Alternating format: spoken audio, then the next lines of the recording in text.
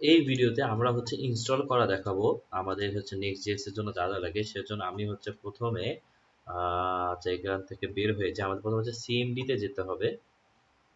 So এখানে যা যা ছিল অফ করে নিয়ে আমি হচ্ছে যে কোনো ফোল্ডার আপনি চাইলে যেতে পারেন সি বা যে জায়গায় হোক, কারণ আপনাকে হচ্ছে একটা ফোল্ডার মেক করতে হবে। So আমি যেটা করব সেটা হচ্ছে আমি হচ্ছে এফ ড্রাইভে গেলাম, তারপরে হচ্ছে mkdir, তারপর হচ্ছে Next.js দিলাম। আচ্ছা এরকম অলরেডি আছে, সো mkdir Next.js লার্নিং এরকম কিছু দিতে পারি। সো এখন হচ্ছে সিডি দিয়ে Next.js লার্নিং এ হচ্ছে আমি এখানে গেলাম, খুবই সহজ। তারপরে আমি হচ্ছে কোড দিয়ে আমার এই ফোল্ডারটাকে আমি হচ্ছে ভিজুয়াল স্টুডিওতে ওপেন করে ফেলবো। সো এখানে তুমি আসো, আমি ততক্ষণ ওয়েট করি। আর হচ্ছে এখানে গেল ভিজুয়াল স্টুডিওতে ওপেন হোক। আচ্ছা এটা কার্যক্রম শুরু হয়ে গেছে পিছনে। এখন আমাদের যদি ডকুমেন্টেশনে চলে যাই, না যে আমাদের হচ্ছে রিঅ্যাক্টের ডকুমেন্টেশন কই বাবা, তাহলে হচ্ছে আমরা হচ্ছে Next.js এ যাব। তার কিন্তু এই যে এই জায়গাটায় ছোট্ট করে কিন্তু আমরা দেখতে পাচ্ছি যে কপি করার জন্য কি করতে হবে, আপনারা গেট স্টার্টে তারপর ইনস্টলেশনে গিয়েও এই ইনফরমেশনগুলো পাবেন। তো আপনাদের নোড ইনস্টল থাকতে হবে, তারপর হচ্ছে এই কমান্ডটা দিতে হবে। তো আমি এক্সপেক্ট করবো আপনাদের নোড অলরেডি ইনস্টল আছে, যেহেতু রিঅ্যাক্ট শিখতেই হবে। তারপরে হচ্ছে আমরা এই কমেন্টটা দিব। এই কমেন্টটা দেওয়ার পর কিছু ইন্টারেস্টিং বিষয় আসবে, সেটা হচ্ছে আমাকে তারা অনেকগুলা প্রশ্ন সম্মুখীন করে দিবে, যেগুলো হচ্ছে আমি এক এক করে অ্যান্সার দেই। সো এগুলা হচ্ছে আচ্ছা আসুক। সো আমি ওয়েট করবো। সো এটা অ্যাকচুয়ালি আমাদের যখন আমরা প্রজেক্ট কাজ করবো ফ্রেমওয়ার্ক রিলেটেড, সো আমাদের অনেক কাজই সে করে দিবে, আমরা হয়তো বলবো না কিন্তু সে নিজেরাই করে দিবে, বা আমাদেরকে সে আস্ক করবে যে এগুলো এগুলো বিষয়ে আমার মানে লাগবে কিনা, জাস্ট আমরা ইয়েস বললে বাকি সব কাজ হচ্ছে সে করে দিবে। হয়তো অন্য ক্ষেত্রে আমাদের নিজেদের করতে হইতো, বাট এই ক্ষেত্রে আমরা হচ্ছে সেই ফ্যাসিলিটিটা হচ্ছে Next.js থেকে পেয়ে যাব।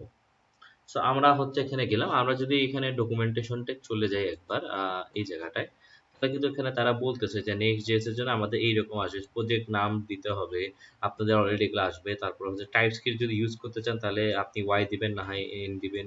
তারপর হচ্ছে ESLint ইউজ করবেন কিনা, তারপর হচ্ছে টেইলউইন্ড সিএসএস আমরা এটা ইউজ করব।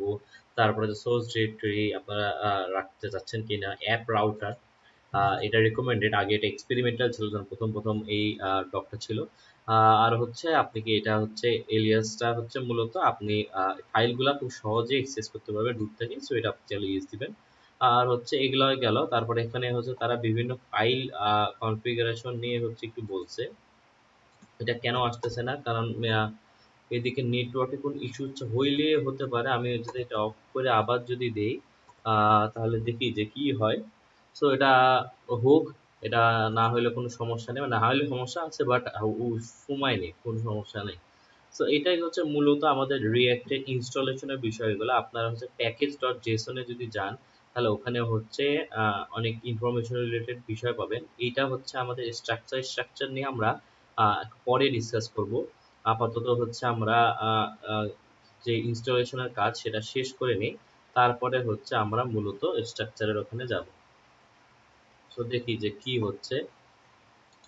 এটা না হওয়ার কারণটা কি, আমি ওয়েট করি, কারণ সময় তো অফুরন্ত আছে, সে মজা নিচ্ছে। এখানে অ্যাকচুয়ালি এই যে শুরু হয়ে গেছে, সো এটা একটু সময় লাগতে পারে, বাট এটা অতটা ফ্যাক্টর না। Would you like to proceed? এখন বাবা আমি হ্যাঁ ওটা হয়ে গেছে। আমি নাম কি দিব?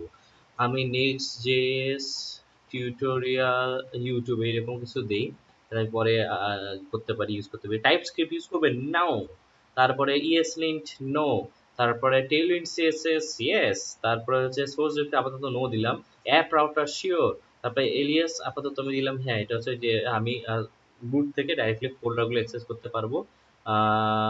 ইয়েস, আচ্ছা আমি এটা নো দেওয়া উচিত ছিল, আচ্ছা সমস্যা নাই। যে would you like to customise that, যেটা ডিফল্ট এলিয়াস, সমস্যা নেই, এটা চাইলে কাস্টমাইজ করতে পারতো, আমি হচ্ছে তারপরে দিয়ে দিছি। এখন হচ্ছে সে আমাকে কি ইনস্টলেশন করতেছে সেগুলো কিন্তু দিয়ে দিচ্ছে, যে রিয়াক্ট ইনস্টল করবো, রিয়াক্ট ডম ইনস্টল করবো, নেক্সট ইউজ করবো, টেইলউইন্ড। আমি কিন্তু এগুলো কমেন্ট দেই না, এগুলাই হচ্ছে সবচেয়ে মজা, যে এগুলো কিন্তু আমাদের আগে যখন আমরা রিয়েক্ট নিয়ে কাজ করছি তখন কিন্তু এটা আমাদের পরে আস্তে আস্তে করে ইনস্টল করতে হইতো, বাট আমরা এখানে খুব সহজে একটা এইভাবে করে এই প্রশ্নগুলোর উত্তর দিয়ে আমরা কিন্তু এগুলা হচ্ছে কাজ করে ফেলতে পারলাম। তো এটাই হচ্ছে মূলত ডিরেক্ট ইনস্টলেশনের কাজ। ডিরেক্ট ইনস্টলেশনের কাজটা হয়ে গেলে আমরা হচ্ছে নেক্সট ভিডিওতে সেটা হচ্ছে দেখবো, সেটা হচ্ছে আমাদের ফোল্ডার স্ট্রাকচার। ফোল্ডার স্ট্রাকচারটা রিয়েক্টে কি, এখানেও আসলে বলা আছে যে এখানে আপনার কিন্তু প্রজেক্ট স্ট্রাকচার একটা ফাইলই রয়েছে। এখানে গেলে আমরা প্রজেক্ট স্ট্রাকচার, যেটা হচ্ছে আমরা পরে ডিসকাস করবো, সেটা হচ্ছে আমরা পেয়ে যাবো। ইনস্টলেশন আশা করি আপনারা বুঝতে পারছেন, খুবই সহজ ছিল। আপনারা এই নেক্সট যে ডকুমেন্টেশনে গেলেই আপনারা হচ্ছে এখান থেকে কপি করতে পারেন। আর হচ্ছে একটু ডিটেলস জানতে চাইলে এই ইনস্টলেশন ট্যাবে গেলে আপনারা কিন্তু এই ফাইলটা পেয়ে যাবেন। হ্যাঁ, আমরা হচ্ছে এখানে যদি আসি আমাদের নেক্সট জেএস ইউটিউব, সো এইটা হচ্ছে আমাদের ফাইল। সো এখানে হচ্ছে যে আমরা দেখতে পাচ্ছি যে টেলউইন অলরেডি ডান, তারপর প্যাকেজ ডট জেসন সেই, তারপর next dot config dot JS, এখানে আমরা কিছু কনফিগারেশনের কাজ করতে পারবো। আর অ্যাপ ফোল্ডার, এটা তো সবচেয়ে সবচেয়ে সবচেয়ে ইম্পর্টেন্ট বলা যায়। সো আমরা আস্তে আস্তে জানবো, আমরা নেক্সট ভিডিওতে হচ্ছে ফোল্ডার স্ট্রাকচার এটা সম্পর্কে আমরা আর একটু ডিটেলসে জানবো।